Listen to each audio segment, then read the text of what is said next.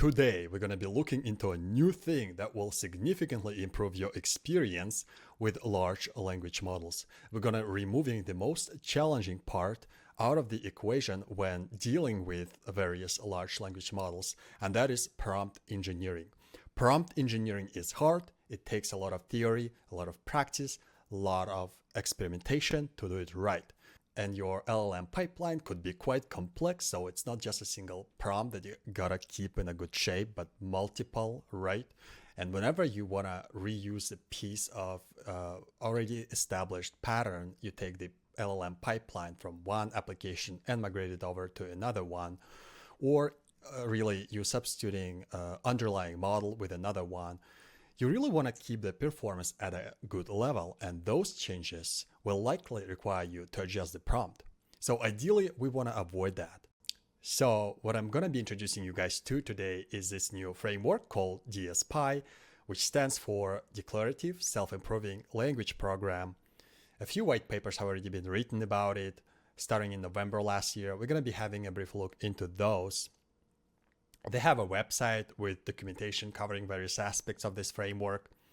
You can find a repository with implementation, a few examples we're going to be breaking down real quick. There's a Python package you can install and use out of your notebook too. What I haven't found though is a good coverage of it, though you can find probably a couple of articles about it in the space of the internet.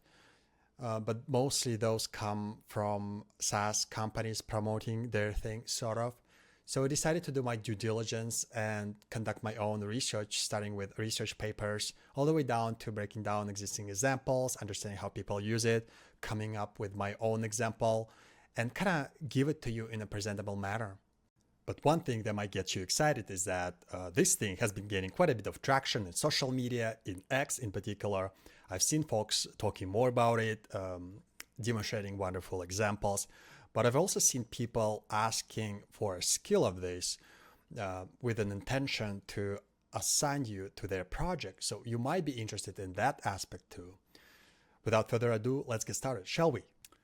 This brings me to the very first page of my presentation about prompt engineering.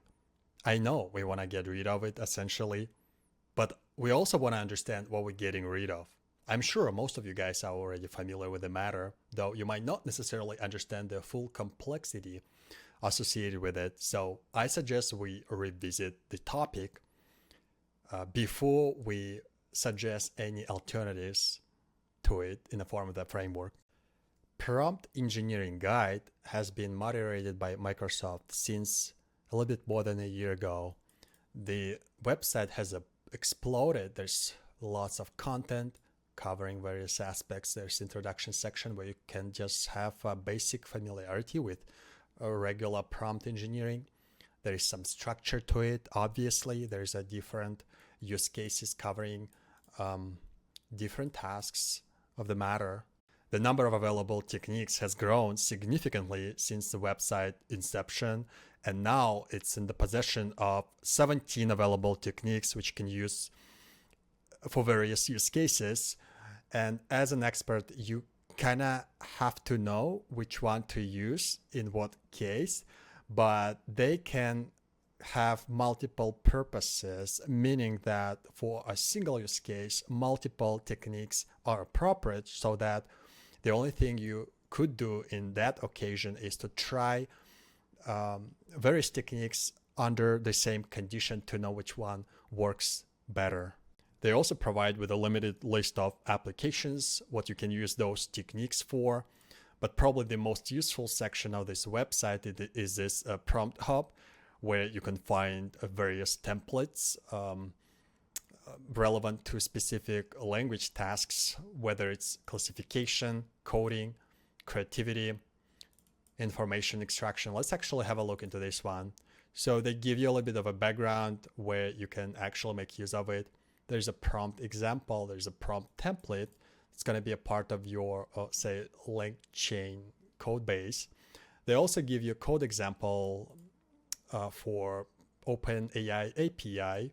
There's an OpenAI library, Python library you can use it with. And there's a Mixtral library too, which you can use locally. Has a little bit more configuration to it. But that's basically it. The most popular techniques that we're going to be leveraging, that the framework is going to be making use of, are the following: few shot prompting, chain of thought prompting, and React. Let's try to understand them a little bit more. The few shot prompting method is nothing but showing the model a few good examples in the context of the prompt in order to steer the model towards sticking with the specified format, as well as to try to learn from it, provided that this is a data of good quality that you are equipping the prompt with. And also, data relevance takes an important part here, because you don't want to write the prompt just once and leave it forever sitting under the shelf collecting the dust, because your data will get stale at some point, resulting in a poorer model performance. So ideally, you want to avoid that by reconsidering your prompt, by adjusting your prompt every next time when you get more relevant examples to show the model to.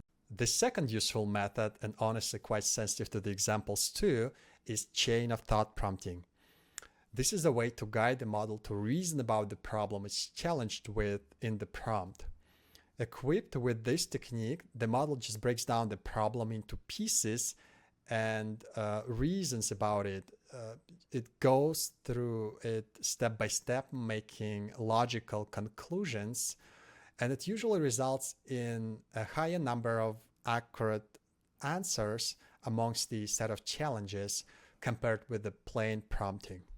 Now, why is it sensitive to the samples? Is because the less advanced model you're using underneath, the more guidance you actually need to give it in order to do it properly. So imagine the case you are moving from the larger model to the smaller model with less cognitive capabilities. So as a result of that, you kind of have to show it in the prompt through the examples how to reason differently, how to break down the problem into more distinct steps that will result in a larger number of steps, more likely, so the smaller model is capable of solving the problem. The last method we will need, which is my favorite by the way, is React prompting. That is a fundamental of an agentic flow where the model is instructed to reason about the problem similar to the chain of thought prompting. But it is also aware that it has access to certain tools. It knows their interfaces, inputs, and outputs. It knows that it can always use any of those tools to solve a particular task, whether it's a calculator to do some math, whether it's a code execution, for instance, whether it's just a search query to retrieve SERP results. Okay. The model knows that it can do that, and it can invoke those tools, retrieving corresponding results in the form of text, okay, to arrive at a final conclusion. It also observes the results from those tools and thinks about it, whether it answers the initial question, whether more tools needed to be used, and whether the goal has been reached so that it can produce the final answer. I don't want to endlessly speculate about various prompting methods, talk about just theory. I want to actually focus on practical aspects. So why don't I just introduce you into a practical example of mine that I've come up with and see how framework can really help us with here. We're going to be doing information extraction task, and we're going to be using it in combination with the RAG method, which is not necessarily the prompt engineering technique.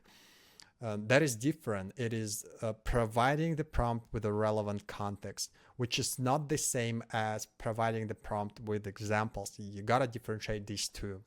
The challenge that I set up for myself is to have a system that accepts the company name as an input parameter, and it produces some information, financial information about that company, such as valuation, the amount raised recently, when it took place, and what venture capitals have invested into it. Something that I still do on a daily basis through various search systems, Perplexity, Google. So I thought that would be nice to have a system that could do all of that for you. Since all those models, whether proprietary ones or open source ones, they all have a cut-off date after which they aren't simply aware of the information. So we need that rack piece in place anyway to retrieve the relevant information from the internet. But the question is it really enough? Can we do better? How can we even evaluate what we are getting out of the system? The idea behind evaluation is just to compare it with some ground truth data. Before we do any improvements, we gotta do that. We want to have a number, the score, with which we're going to compare our future system with, okay? So our evaluator is gonna be like comparing the results we're getting out of our prediction with some ground truth data in a data set. So framework, in fact, already provides us with some features allowing us do evaluation properly. It's called metrics in their docs, which you're going to be using a lot. And it comes in the form of a function, or I'd rather say functional signature. That would be the proper way to put it. In other words, you gotta write this function so that it follows certain signatures, certain interface that has at least a couple of parameters, the predicted value that what your DSPy program has produced, and the ground truth data point or label, something that you know for sure that should be the response to a query, to a prompt, okay? And your task is just to compare these two, whether it's an exact match, whether these two are equal, for instance, which is rare. Usually gonna be dealing with texts, and texts could differ quite a bit, right? So you can, for instance, calculate the blue score. That is one way to do it. You can also make an external call, LLM call, and ask the model whether it thinks that these two values are equal, somewhat equal, or of sorts. Or you can even use a completely dedicated DSPy program to do it for you that's trained in a proper manner, okay? The framework is expecting you to return a score, a number between 0 and 1, could be a discrete number, whether 0 or 1, or anything in between, a float number, so to speak. And it's going to use it in calculation of an average score amongst all of the other data samples. Now when we have evaluation in place, we've actually got it coded. There is a function in a notebook we can use over eval dataset. They call it dev here. It's all across in the papers. So let's just stick with this name. So this function will give us an overall score, which will be an indicator of the performance of the system. Now, when we've got this baseline, we can actually start thinking about various improvements, introducing them to the system and see how it improves or worsens really the overall score so that we can optimize for a better performance. And what do you think we could do to the system to improve the overall performance? What elements of the system, in other words, we could change, tune, modify so that it gives us better results? And remember, ideally, we want to change one piece at a time, evaluate it again, and see the effect from it. It all starts with data, right? The system is only going to produce as good of the data as the quality of data we are providing it with through rack. That is the rack component that is responsible for retrieving data pieces. So we can probably change something about it, increasing the number of data sources, extending the amount of data we are requesting, we are providing in our context as well. But through that, we're actually challenging the model more to deal with an extended kind of context window, okay? And also, don't forget about that you are paying for tokens. So the more data is in the context, the more expensive your system becomes. So what else could we change about the system if it's not for the rack? And I feel like you already know the answer. I can sense it through the time. We can definitely change the model, that's right. We can choose the larger model with better cognitive capabilities, and we could expect from it to handle our tasks better because they're well positioned at those kind of things. They're optimized for it, okay? But that will come at the expense of additional costs because the larger the model, the more expensive their tokens are, okay? So ideally, we want to avoid that. If we don't change those two things, what else is left that is in our control, we can play with. One of the significant pieces that's left is the prompt itself.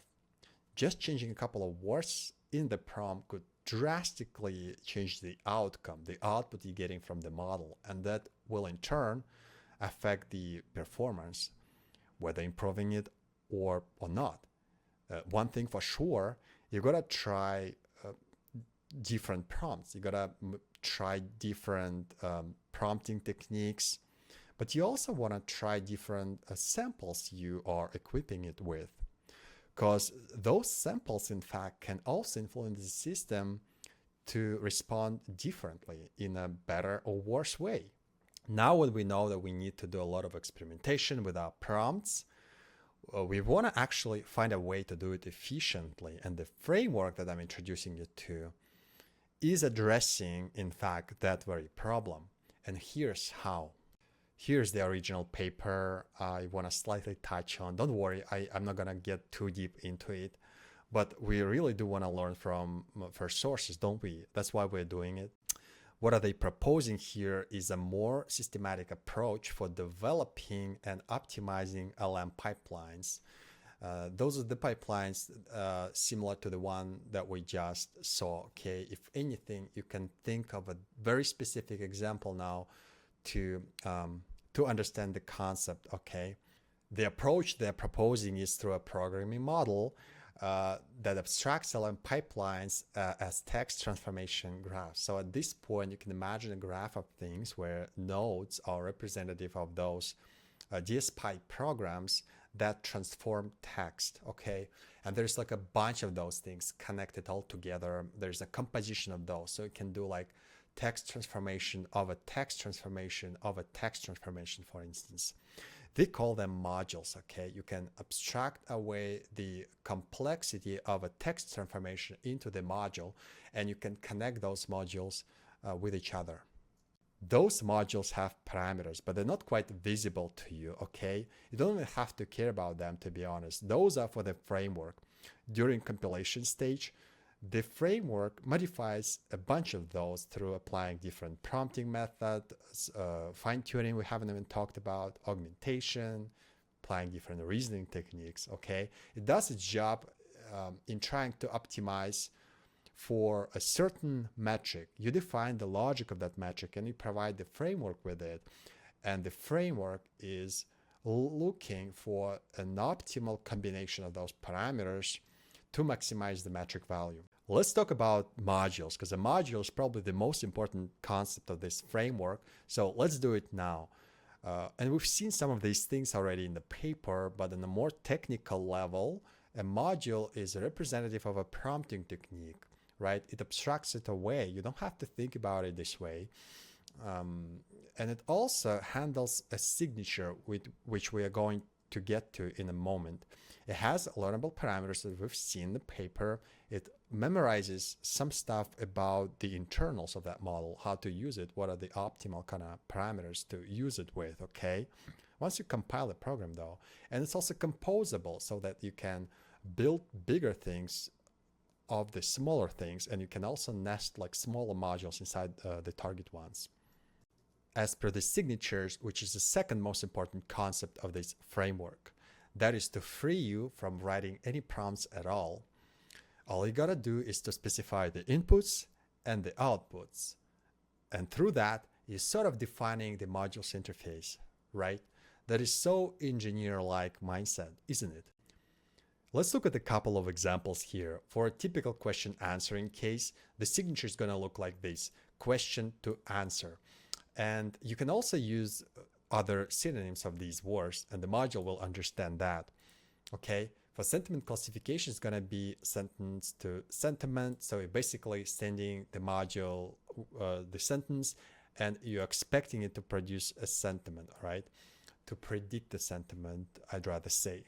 For summarization, it's document to summary, very simple. But what makes this concept quite powerful is that you could have multiple parameters in the signature for an input and an output correspondingly, right? You could get quite creative with that.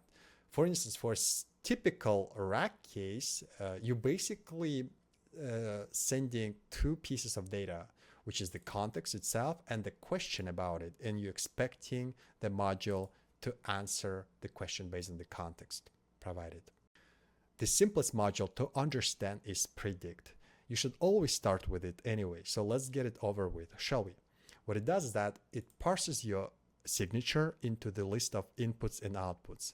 It puts together this piece of a prompt. It's going to be more to it, obviously, to be as simple as for the given fields of inputs, produce these outputs, all right? And it also constructs this template object with those inputs and outputs so that later you can map normal Python variables onto it to integrate the rest of the application with this module.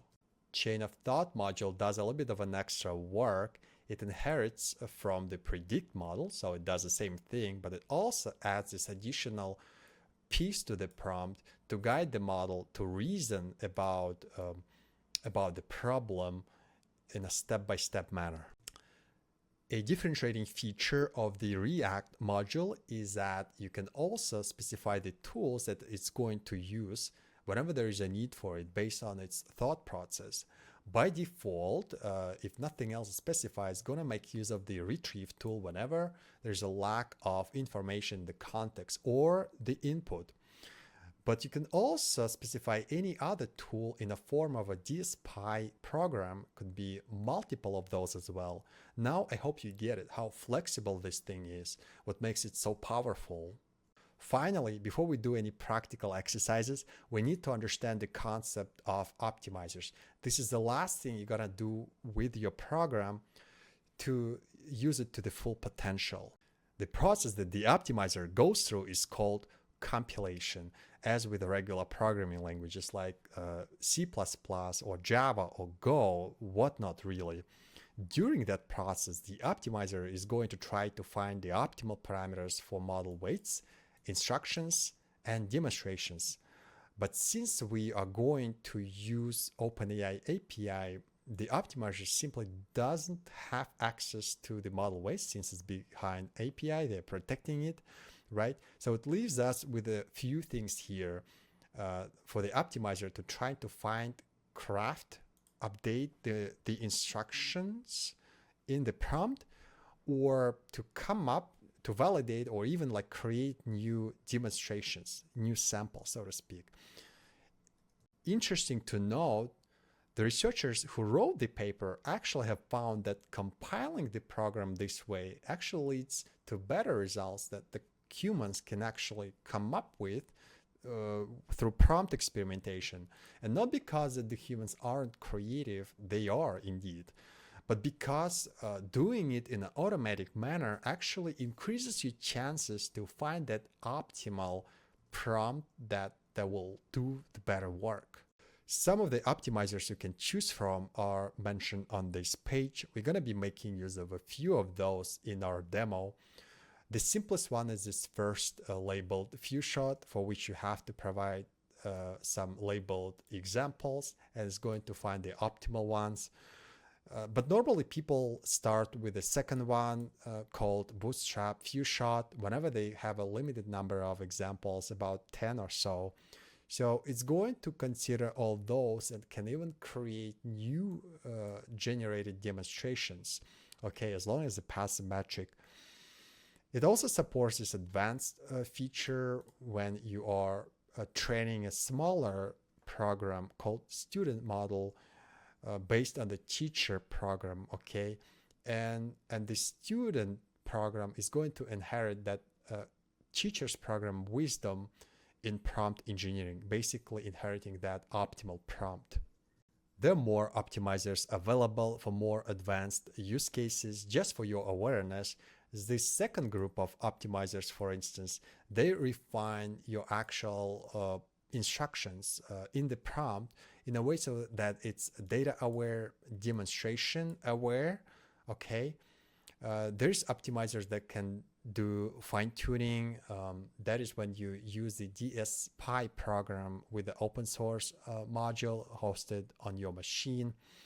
And there's more advanced stuff like program transformation. You can create an ensemble of the programs, and the optimizer will try to find the optimal combination of those. So now when we've learned the basics of this powerful framework, how can we optimize our initial pipeline? Then you can ask, well, we're going to be making use of the Bootstrap few-shot optimizer, and we're going to point out train data set to it so that when it compiles, it produces the new program with a similar interface to our initial program, so that it accepts the company name as an input parameter and produces a few data points about it, but in a more accurate manner now.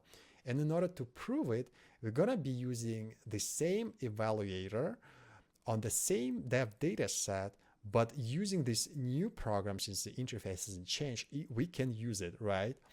And it's likely going to produce a better score this time, just by the notion that we are now properly prompting the underlying LLM model. Now I suggest we take a practical approach. We're going to work in a notebook a little bit. That is what usually data scientists do anyway, apart from reading and writing a whole lot of research papers. And we're not an exception. We're going to prove our theory. We're going to show that it works. We're going to put stuff together until it's functional, and we're going to run a couple of experiments under the same conditions, changing distinct parts of the solution, and show how it differs from like a one version to another. I've consolidated the entire solution, the entire exercise in the single notebook called company valuation. It sits in the notebooks folder. As always, I will release this repository to the public by the time that this video is out.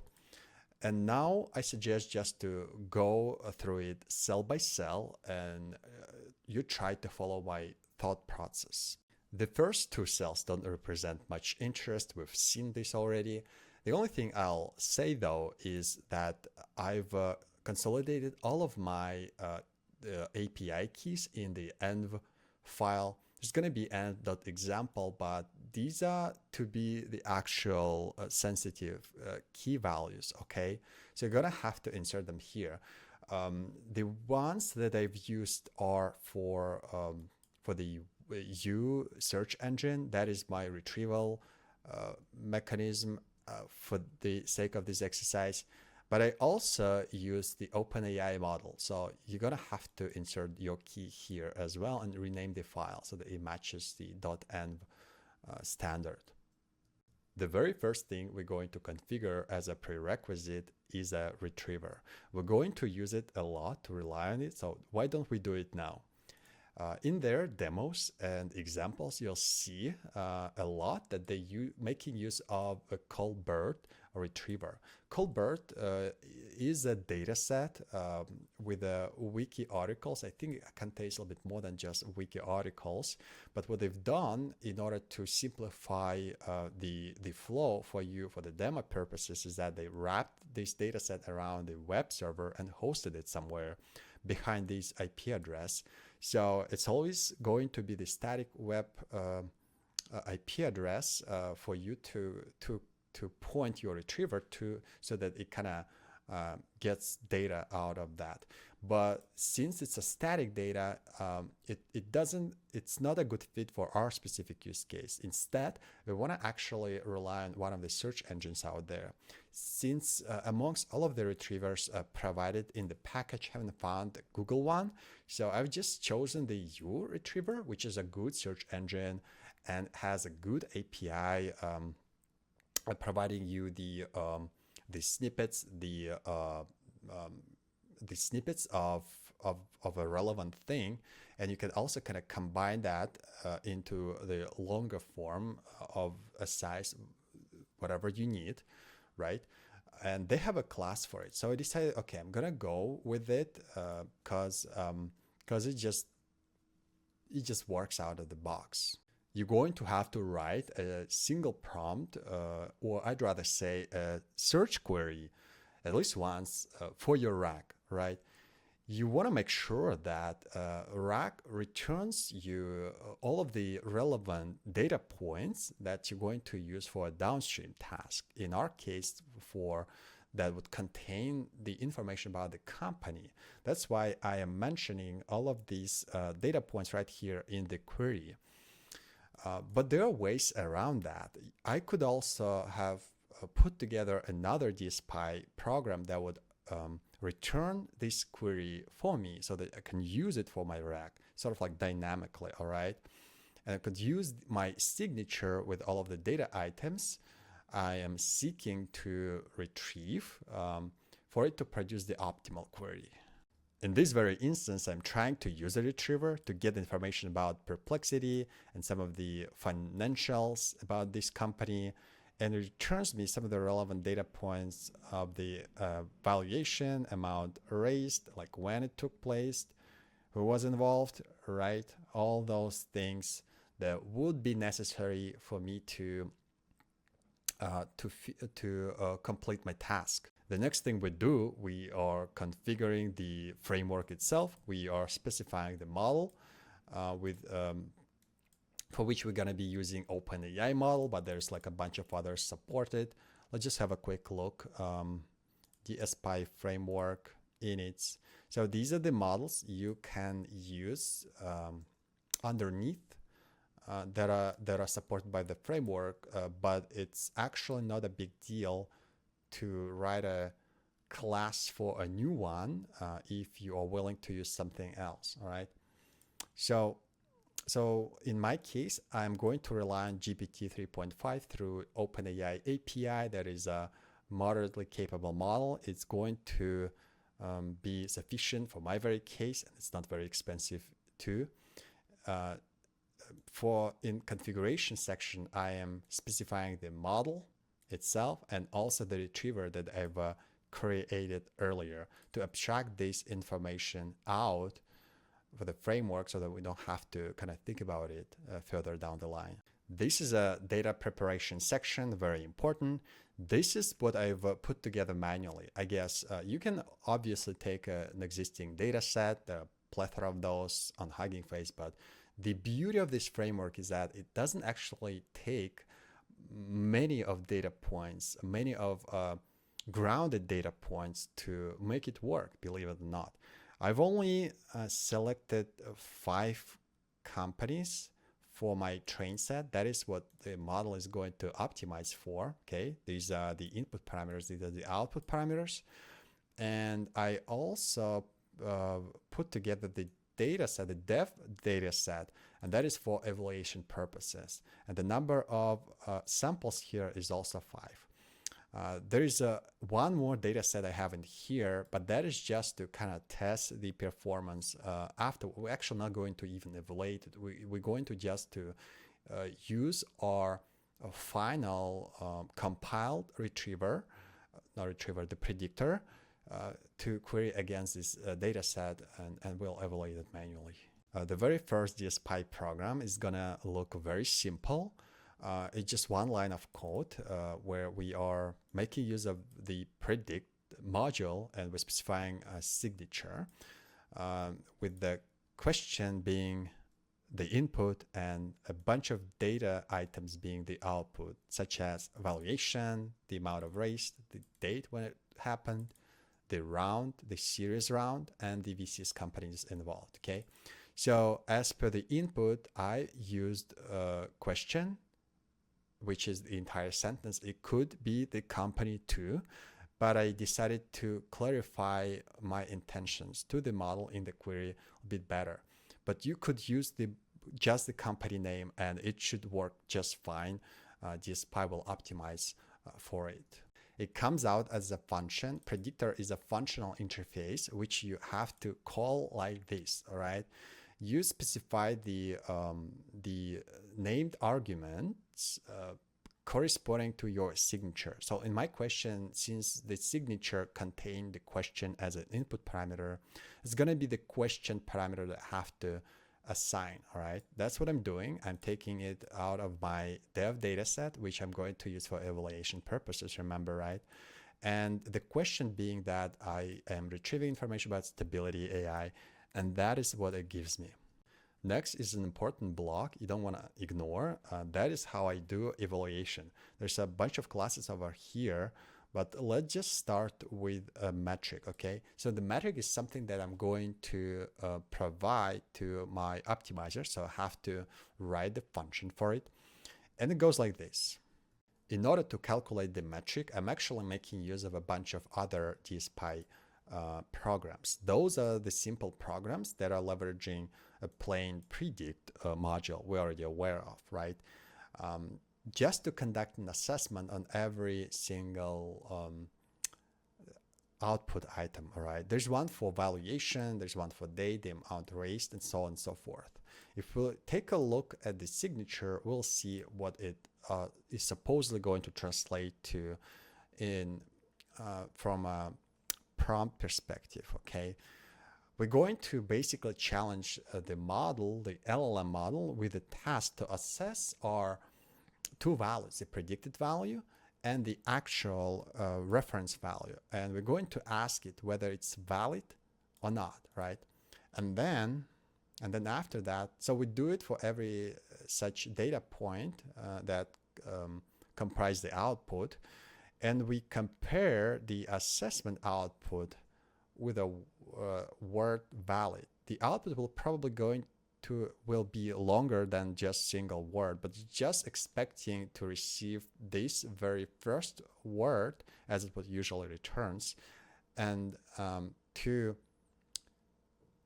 infer whether it's indeed valid or not and give it a corresponding score. So every next valid item contributes to the score just one for one point, okay? And then we are summing it up. We are taking a total of the scores and calculating an average. That final score is going to be used by the framework when calculating another average across all of the data items comprising the evaluation data set. And now we've got all of it in place. We're finally ready to run the evaluation procedure, right? And for that, we're going to be making use of another class called evaluate, sitting in the evaluate package. So we're going to specify the data set for which we, like I said, are going to use the dev set, right, with 5 data points and with labels. We're going to be using the metric we've just defined, and a couple of configuration items. They aren't quite important at this point, right? So whenever we call the evaluate the function, we're going to specify the predictor, because remember, once we compile this thing, this predictor is going to be different, so that we can kind of run it again under the same conditions, but comparing the predictor itself, right? So, and what it's going to produce is this long kind of text with a score calculated. Interestingly enough, this very predictor that we just used, that is a plain query to the model, right? And since we know that the model has a cutoff date, so all it is aware of are the old items, all of the valuations of the company that took place like prior to 2022, right? So we know this by the fact, and since that's the case, the module, our predictor, actually hasn't got any of the point right. The final score is 0. In order to improve the situation, we're going to make use of RAC, because we know that the RAC is what is going to actually give us that relevant information that matches the labels, okay? The data points specified in our evaluation data set. Right, in order to do that, we're going to define another module and call it RAC. RAC is just another typical DSPy module that works as a program as well. And we're gonna make use of a few nested modules in there. One of the retriever, Okay, we've configured it earlier, so we don't have to do it right here at hoc. And another simple predict module, okay, with a signature like this. This signature conforms with the one that we were using in this original program, with a question being the input and a bunch of data points being the outputs. Okay, so every module has to comply with certain interface that has a required method called forward, right? That is what gets called when the data flow propagates, sort of.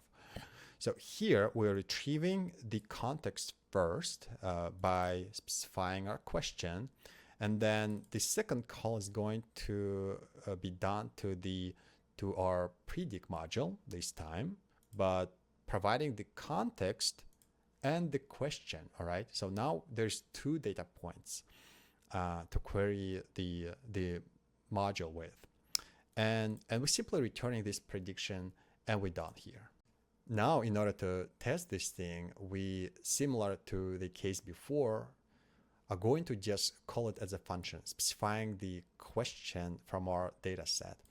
But now, as you can see in the output section, now it is called with the context. The context is retrieved with lots of data points from the U search engine, and the prediction is done against these, okay, with a more kind of relevant information. You can see the date here. The date is newer, what we saw before, and supposedly this is more accurate compared with our labels. But in order to prove it and get the actual score, we're going to evaluate it using the same evaluator. Okay, it could be that it is exactly the same thing. We don't have to like define it again. Okay, but we're going to call it with our new RAG predictor this time, right? So the result is going to improve just by the notion that now there's a bunch of context the module is relying on, so that more data points match to what we have in our labels, right? You can see that the number of the accuracy score now is 44%.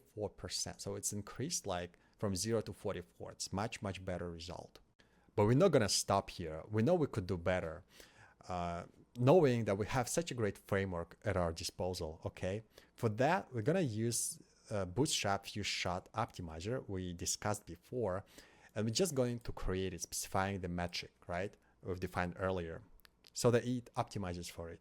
So there's the optimizer. They call it teleprompter. I call it this way because it's like, for historical reasons, they still preserve the name somewhere, but they've renamed it recently. And then we're going to compile this thing using our new predictor, the RAG one that we've defined later. Okay, that is important because we're going to optimize that, and we want the framework to see all the context and select the one that works better than the others. Okay, we also specify the train set. That is the containing the data items that we haven't used in any evaluations before. Also important to understand and not to overlap the two. And the process is going to take some time depending on the size of your data set and the type of the optimizer. I believe it's going to produce the compiled version of that predictor we can test. Once the procedure is over, you can actually go and see the log of this optimization procedure. Okay, once it's over, you can run the same evaluation procedure against this new predictor now. And after I've done that, okay, now what I'm seeing, in fact, is an increase of an overall score. This is a good boost that I've gained almost for free by just like running a single compile function. Isn't it awesome? And you know what? Let's actually do our due diligence by evaluating it ourselves. Okay, so I'm going to run this thing against my test set that doesn't have any labels at all. So I'm gonna just kind of run this thing and see what it responds with for 11 laps. Okay, this is a prediction, right? So that is what it's retrieved for 11 laps now. with a valuation at 1.1 billion, with amount raised of 101 million January 2024 by this VC, and it confuses field too, which we can improve on by introducing another DSPy program in the pipeline, basically. But anyway, I've done some research with Perplexity AI about 11 Labs financials to have something to compare our results with. Okay, we see some of the data points similar to what we received there. There's 1.1 billion valuation of the company after a certain round, so we can kind of have a look there. There is 101 million raised amount, pointing to the latest funding round. So the model could have picked up here, but we don't know exactly the when it took place, right? It doesn't mention the date. So for that, we can also check with another website. I think it has some information about company's valuation. This is actually very accurate here. Okay, so and it's not the latest round, by the way. The latest round hasn't exposed. We don't see, it's not public information. That's why I guess search engines also don't point to it, right? So January round Series B brought the company up to 1.1.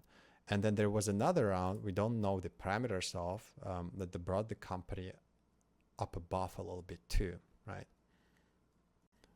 I believe it got some numbers right, but it's a lack of clarity what we're dealing with here, really. For starters, there should be more rounds of evaluation so that model doesn't confuse the latest one with others.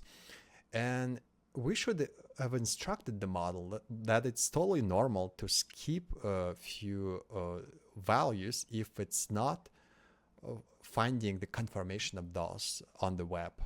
Finally, what you want to investigate is a query to the LLM, to the log of it, right?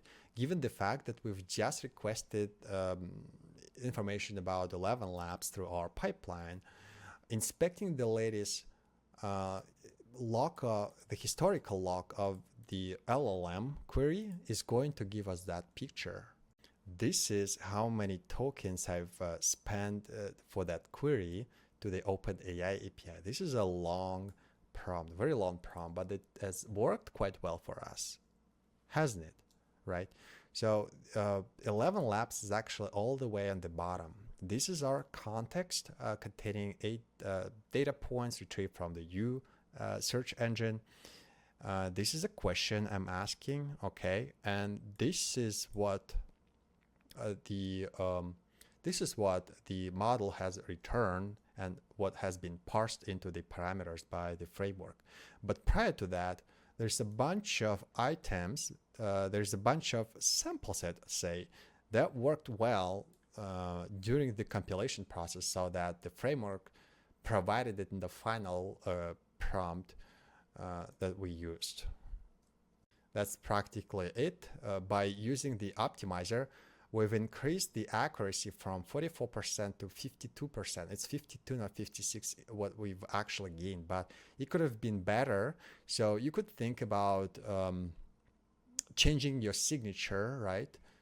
You could use more data points. You could use other optimizers and kind of keep experimenting with it. You can compose bigger, larger programs that will definitely make an impact, a positive effect to your solution, increasing the score even further. And you kind of keep iterating on it until you're satisfied with the final result. Lastly, I just want to show you one of the good examples of a bigger composition complexity we can get to using this thing. So far, we've put together this program for retrieving financial information about the company. Now, how can we use that? And we can use that as a part of a bigger program for, say, writing blog post article about the company. Okay, so I called it company researcher. Okay, you can call it differently, whatever you really want. And I'm using the same input parameter, being the company name, which will be used in turn to retrieve the facts about the company using our compiled program now. Okay.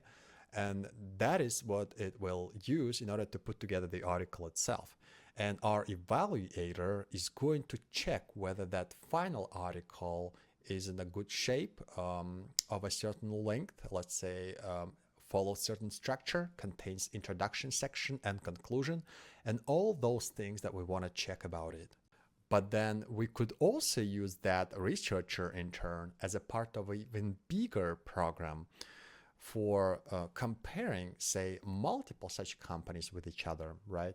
I called it a market analyst in this particular instance. And I'm using the input interface for accepting those two company names, all right? In my case, it's going to be Anthropic and Cohere, could be anything, all right? And then this is the rest of my data set containing labels. This is what I want the final report to contain, that like one company has higher valuation than another, for instance. We can also compare the number of employees, right, and other things. So these are the labels we're going to be using in our evaluation function, so that it kind of optimizes for it, and our final program is going to be more like what we are expecting based on our data. But then the same market analyst program could make use of other programs as well, as in this case, the social media perspective, right? We could retrieve some information about those companies from Twitter, from X, from, I don't know, like other places, LinkedIn, whatnot, whatever you have API access to, right? So the point being is that this composition is not necessarily the vertical composition structure, but it could be flat in layers, right? It's essentially the graph, like I already mentioned in the very beginning.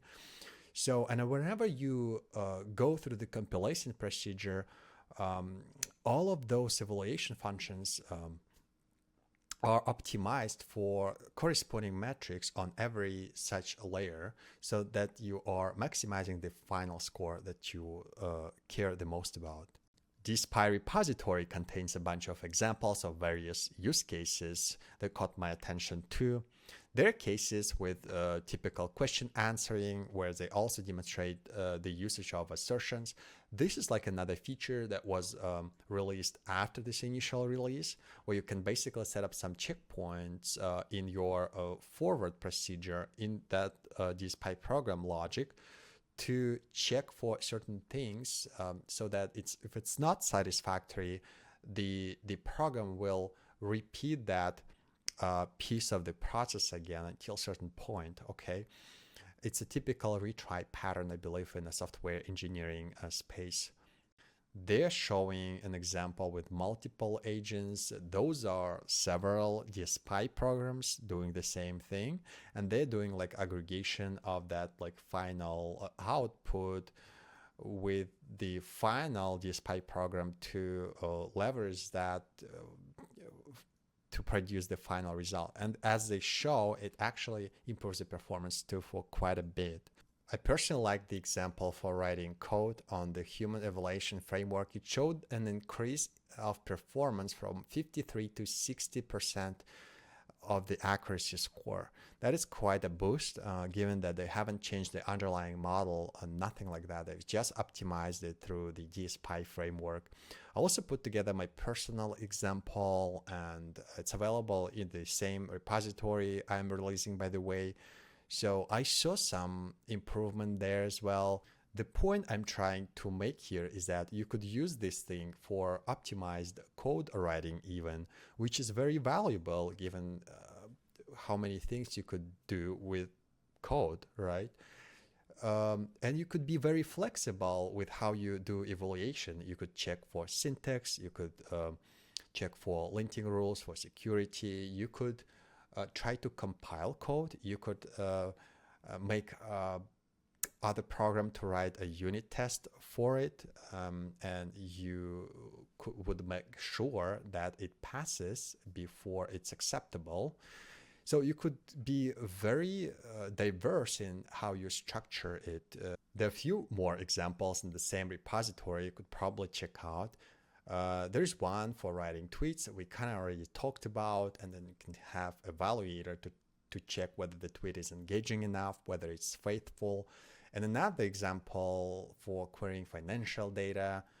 Those are the typical kind of apps where you are like communicating with your database using natural language, but then underneath that's a SQL query, what your question translates into, and that gets executed by the SQL engine with an outcome being your data or a chart. So you can have an evaluator to check whether that like final answer really like responds to your initial question.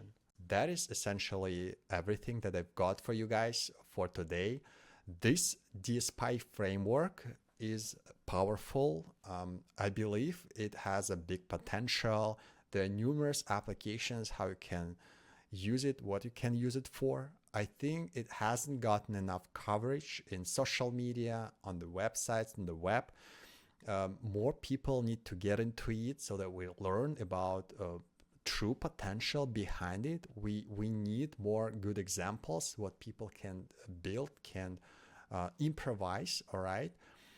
Because it's so flexible, it's so diverse, it's so prominent and powerful, really. You specifically should give it a try, I think. On that particular note, I want to thank you all for watching. I feel honored that more people actually notice this thing, what I do. I'm really putting quite a bit of effort into doing all of this. And I really hope that it's useful for you, that you're learning something from it. That is becoming my mission, kind of deliver it to you in the form of educational content. But I really feel like that we should engage more. So if you have questions, if you want to discuss it, even just reach out to me on social media, anywhere. All these links are available. I'm present in these systems. I'm around New York City. We could even meet on a particular day over a cup of coffee and talk about this or my previous research. There's more to come. I keep the notes of, the records of the things that I want to do, or maybe something that you are interested in and want to like collaborate around. We could even talk about that. So thank you all again, and I'll see you soon.